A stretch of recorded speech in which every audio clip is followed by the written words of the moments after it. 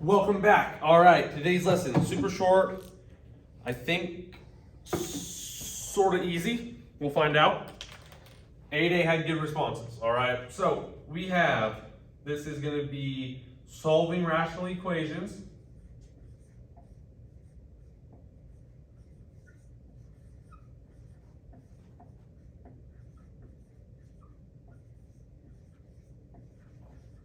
And if you absolutely have to have a number, off the top of my head, I want to say it's 9.6, but I'm not 100% confident in that.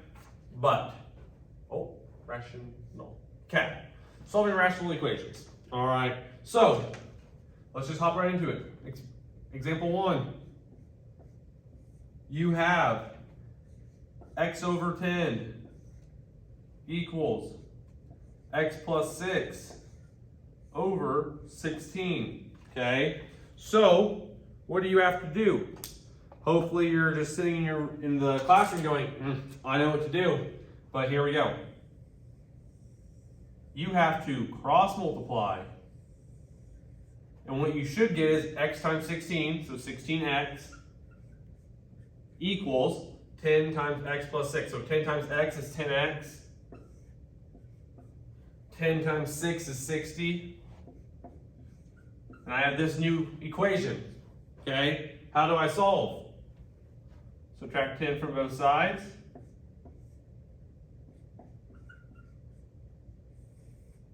I'm left with 6x equals 60.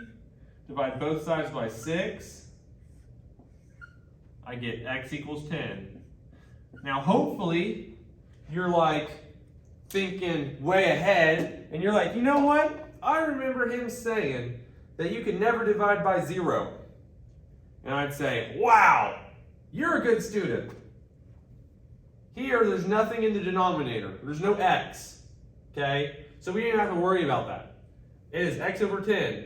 Well, 10 is greater than 0. 10 is not 0. 16 is not 0. There's no way to get 0 in the denominator. So we're fine. We can move on. X equals 10 is your solution, okay? It's as simple as that.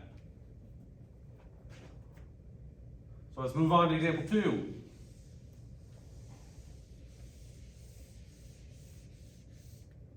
Example 2. Example 2 says 5 over 2x minus 2 equals 15 over x squared minus 1. So what do? Hopefully you're at home, or in the classroom going, you know, we cross multiply. And I say, yeah, good job. Okay, so 2x times 15, that's 30x. Negative 2 times 15 is negative 30. Okay, now on the other side of the equal sign, I have 5 times x squared, which is 5x squared. And then I have 5 times negative 1, which is going to be negative 5. Okay, so in this instance, I have an x and an x squared. I can't set x equal to anything because I have to deal with this x squared. So and there's no way to factor it out because I have a 30 and a 5 without an x. So what do you have to do? You have to put everything on one side of the equal sign and set it equal to 0. So I'm going to move everything over here. I'll flip it to make it easier in your head. Here, let's do this. Minus 30x plus 30. Okay, these cancel out, and I'm left with plus 30 minus 30x. Okay, so what do I have left here? I have 0 left. On this side of the equal sign, I have 5x squared, negative 30x, negative 5 plus 30, which is going to be plus 25. Okay, this is my new equation. I have to solve for x. How do I do that? Well, first, I have this, and now I need to factor it. So what can I do? I can take a GCF out. I'm left with, I take the GCF of 5 out. I'm left with x squared minus 6x plus 5. And now I just factor it out. X squared is just x and x. 5 can only be 1 and 5. It's positive but negative here, so it's -1, -5. Okay, now I take my two factored pairs and I set them equal to 0 to solve for x. X minus 1 equals 0. X minus 5 equals 0. I add 1 to both sides. I get x equals 1. And I get x equals 5. Okay? Now again, you're like, hey, wait, Mr. B, what if there's an x in the denominator and the solution makes it a 0? Well, let's check it out. 5. 2 times 5 is 10. Minus 2 is 8. Is 8 0? No, 8 is not 0. 8 is 8. 5 squared, 25. Minus 1, 24. Is 24 the same thing as 0? No, it's not. So this is 100% a solution. Let's do 1. 1 times 2 is 2. 2 minus 2, that's 0. Can you have a 0 in the denominator? No. So we already know this isn't a solution. Not a solution. But let's check the other one just for fun. 1 squared, 1. 1 minus 1, 0. This is a terrible solution.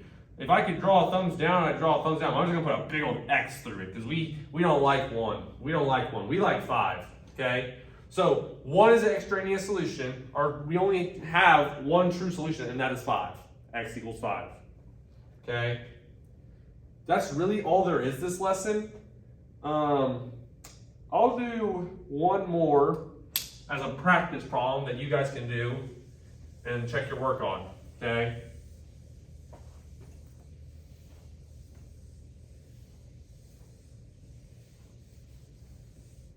All right, here we go. You have -4 over, where'd it go? Oh, 5x plus 2. Okay, and that's set equal to 3x plus 2. So go ahead, work this problem out, pause the video, check your work it, get an answer, come back, check your work, okay? I'm gonna move on. Okay, to kind of get a speed run this, I'm not gonna do every step out loud. We're gonna start working. So I have 3 times 5. All right, I will talk about this part. So when I multiply these, I have 3 times 5 first, and that's 15. So what that creates is 15x plus 2. So then when I multiply, I get 15x. 15 times 2 is 30, so plus 30 equals -4 times x, which is -4x. -4 times 2, which is going to be -8. Okay, you have to do the outsides first. 3 times 5 has to be done before you can't do 3 times x plus 2. You have to do 3 times 5, and then that number times x plus 2. Okay, so we get this expression. We just have to solve now. I'm going to add 4 to this side. I'm going to subtract 30 from this side. And what this is going to leave me with is 19x equals -38. And what do I have to do? I have to divide both sides by 19. And what do I get? I get x equals -2. Okay. Hopefully you're out there in the classroom going, oh, wait. Let's check it. -2 plus 2, 0. 0 times 5, 0. That's not good.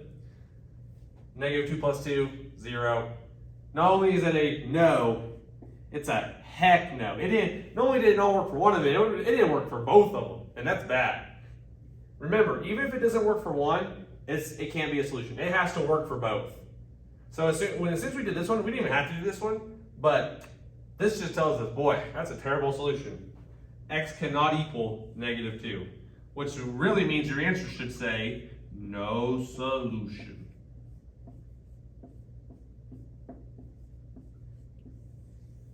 No solution. That is your true answer. Okay? That's all this assignment is. It really, really, really is. So you'll get your assignment. As usual, if you have questions, come find me. Ask Mr. Rigby. Shoot me an email. I will be back on Friday. And before or after school during ACE, come find me. If I'm not in my room, I'm probably in Espo's room. So have a good one. I'll see you later. Peace.